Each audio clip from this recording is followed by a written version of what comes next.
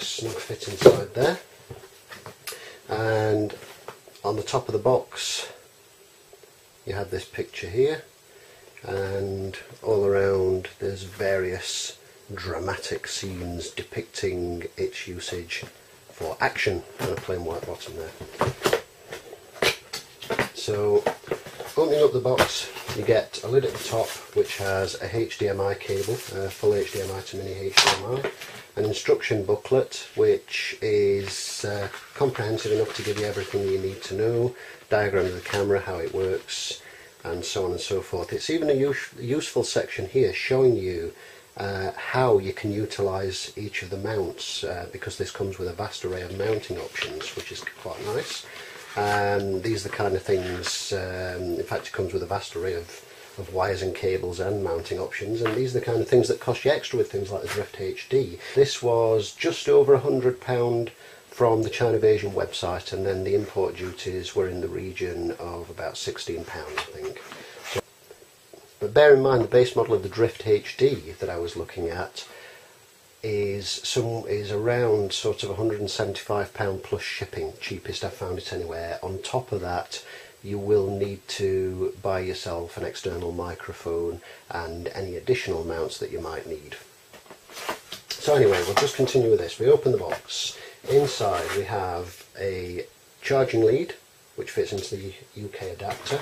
We have a TV out cable with a little 2.5mm jack and then the usual sort of AV plugs. We have a USB lead for pulling off the data. This will also charge the camera while it's plugged into the PC. In there we have a sticky 3M sticky foam pad and then some sticky Velcro. This also had the battery in, but that's currently in the camera.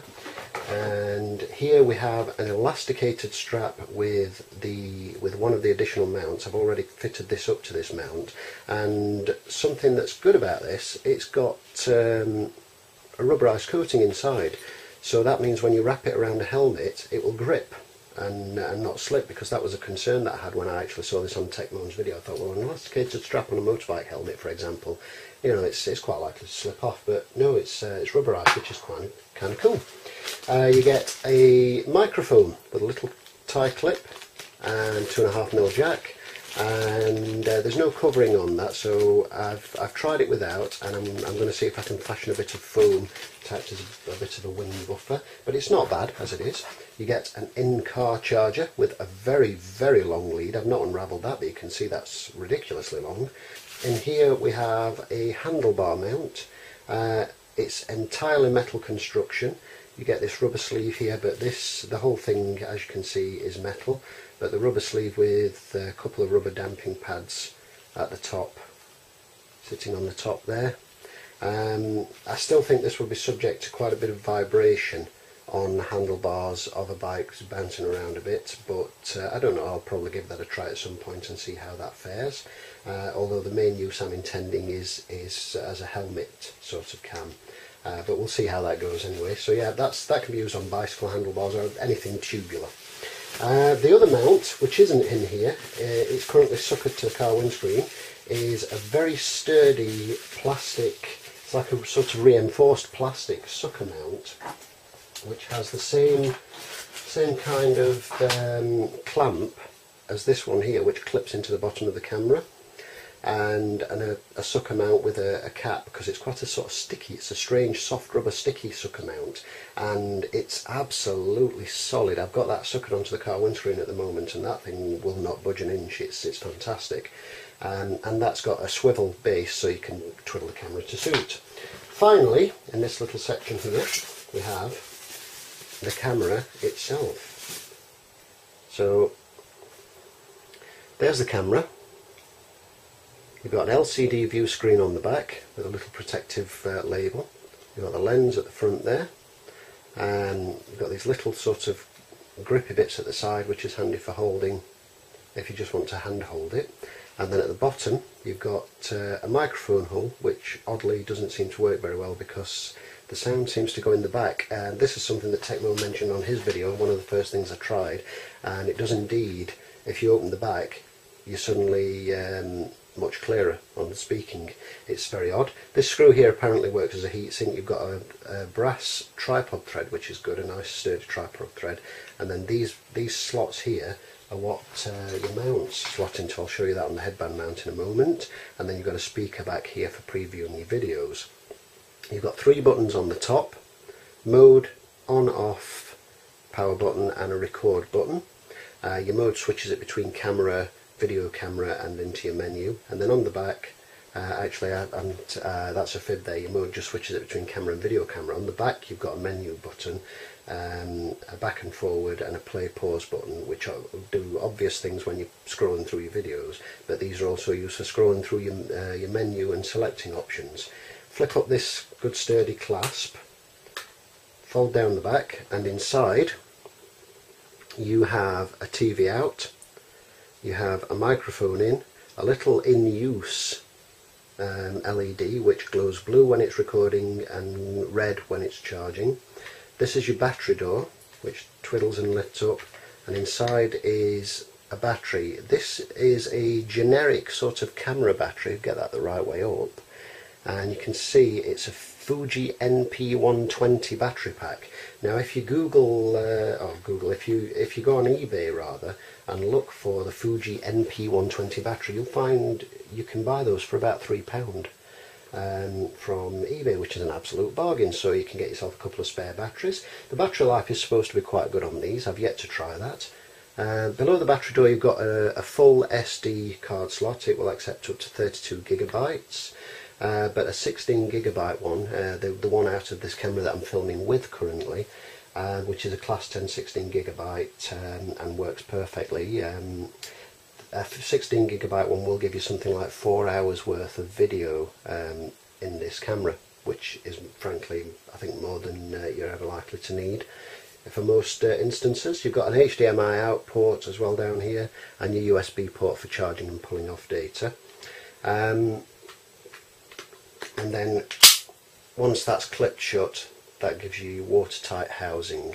To show you the mount, there's the clips and the slot in at the bottom there. The one for the car is exactly the same, and this mount can be used as an additional one if you just need those extra manoeuvrability options. But you slot that in like so, and then which way we're clipping it, there we go, snap that forward until it clicks, and that is absolutely solid. And then, as I say, you can wrap that around a helmet, and you can fit this either way, facing that way or facing that way. In addition to this, there is another mounting option which seems to be missing. I must have misplaced that when I repackaged it, but it's a Velcro sort of Cordura type strap, which you could use as a wrist strap, as a sort of shoulder mounted strap, or as it shows in the magazine, for fitting through the vents on the top of a bicycle helmet. So you can fasten the camera to the top of a bicycle helmet, threaded through these little slots on the bottom. And something else about this one, if you look at this, it's got a slight curvature to it, so it's obviously designed to sit on a curved surface, or has the option of sitting on a flat surface because the edges are flattened. So that's quite a nice little touch, I think. And the base just snaps off, and this mount also has a tripod mount on the side, so you've got various different mounting options. You've got quite a lot of So yeah, you've got various different mounting options, and you've got a great deal of variety, and I can't think of a single situation where you'd struggle to find a mounting option with what's supplied in the box. The camera itself weighs somewhere in the region of 185 grams with battery and card installed, which is probably heavier than some, but to be honest, having fitted it to this and put it on my head, which I'm not going to do now because you look like a bit of a wazzock, it doesn't feel that heavy, and I honestly don't believe that you'd notice it greatly if it was fastened to a motorbike helmet, for example. So that's the unboxing portion of it.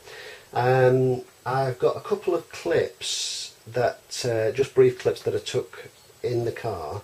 One was on the way to work using the built-in microphone and what have you, initially with the back closed and then with the back open, and then the other one was on the way back and using the wired microphone, and it does make a considerable difference. The next check that I want to do with it is actually fastened to the bike helmet or something similar with the wired microphone into the helmet. And the Drift HD ticked all the boxes, albeit slightly expensive, and certainly over the GoPro, which frankly costs more than the Drift HD, looks to me like a cheap Chinese toy camera, and doesn't have a view screen unless you buy the pack which fits on the back of it, and then all these optional extra accessories. And the footage from the GoPro I've seen looks excellent, don't get me wrong, but it's very, very expensive for something that just doesn't look that professional, in my opinion. So yes, I was all set on the Drift HD, started watching some reviews. Having watched a few Techmoan's sort of less technical camera reviews, I was kind of thinking I'm probably not going to find anything suitable. And then I watched the review on the Crocoless and thought, well, that's not bad, if only the sound was a little better. And then, of course, linked to that was this one. And having watched it, and the instant that I heard the microphone test, I thought that's it, and off I went and ordered it. So certainly worth a look at if you want an action camera with a microphone in option, with reasonable sound, with excellent quality video, and it's quite a good looking camera to boot, with numerous mounting options. Then so far I can recommend this. It's easy to use, and yeah, I like it. It's pretty good.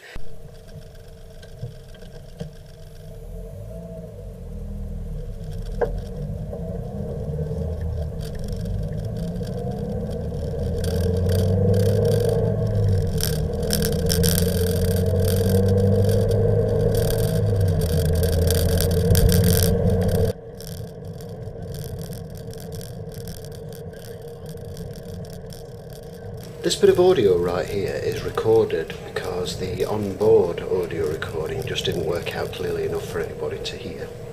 Essentially what I was saying there is that I was testing the camera in this direction with the onboard microphone to see what sound could be picked up, and shortly I will open the rear door. You'll hear obviously a lot more noise.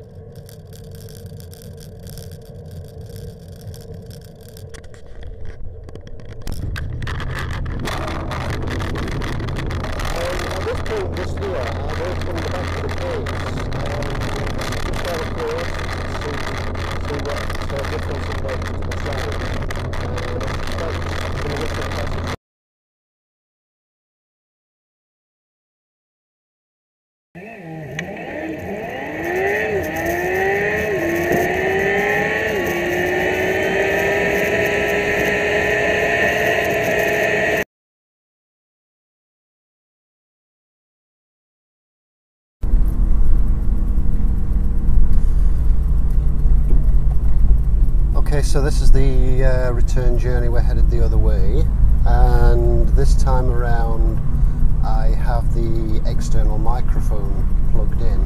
Now what I'm hoping to hear when I play this back on the computer is that I've got good footage with reasonably clear sound without too much background hiss and crackle and rattle and general noise and what have you.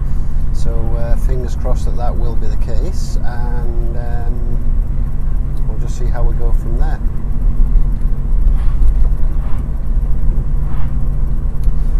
Also worth mentioning is I noticed on a couple of initial tests yesterday that the standard exposure seems to expose more for the sky. I mean, it's quite feasible it was just an aim issue and there was more sky than anything else, and it's obviously going on an overall average. But it did seem to underexpose for the foreground a little, although the sky looked great. Again, as mentioned in Techmoan's video, he noticed when he did the gaffer tape to his bike test. So what I've tried doing on the video, the previous video, the exposure compensation was pushed up 2 stops to 0.7.